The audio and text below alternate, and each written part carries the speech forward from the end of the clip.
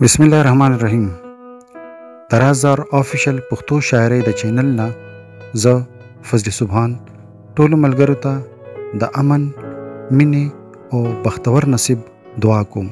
السلام علیکم ورحمت الله وبرکاتو.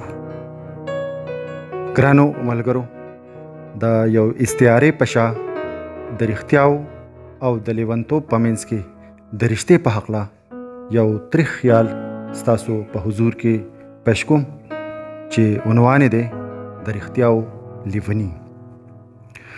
څه رښتیا ویل ډېر ګران شو، څه رښتیا ویل ډېر ګران شو، څه لوظونه د تاوان شو، او څه رواج د خوشامد شو، او څه د ښار د منافقو، او څه ضمیر په زړه شمکور شو، څه فطرت د بې غیرتو، او څه د ټوک ډوډۍ حاجت دی، څه بنده پې ځان خرڅ کړی، او څه چړې تیره تیره شوې، څه احساس پې ځان غوڅ کړی، او څه نفرت په مینه بر شو، څه اخلاص کډه په سر شو، څه د زور ظلم نظام دی، څه کمزوری خوښ غلام دی، او څه د وخت توده بادونه، څه د حسد سره اورونه، او څه د مالګې شوې ارزانې، څه برسیره پرهرونه، څه سحر د فریب ډک شو، څه ماښام د فریب ډک شو،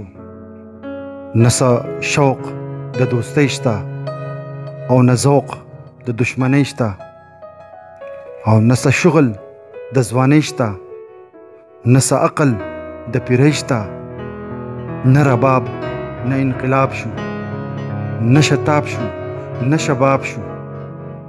دروغ ساینس دی، دروغ فن دی، دروغ حکم دی، قدغن دی، معیشت دی، تجارت دی، سیاست دی، ثقافت دی. خدایا هر سړی شاعر کې چې د شعر په پرده کې د شعور په آینه کې لږ رښتیا ویل زده کړي، لږ صفا ویل زده کړي.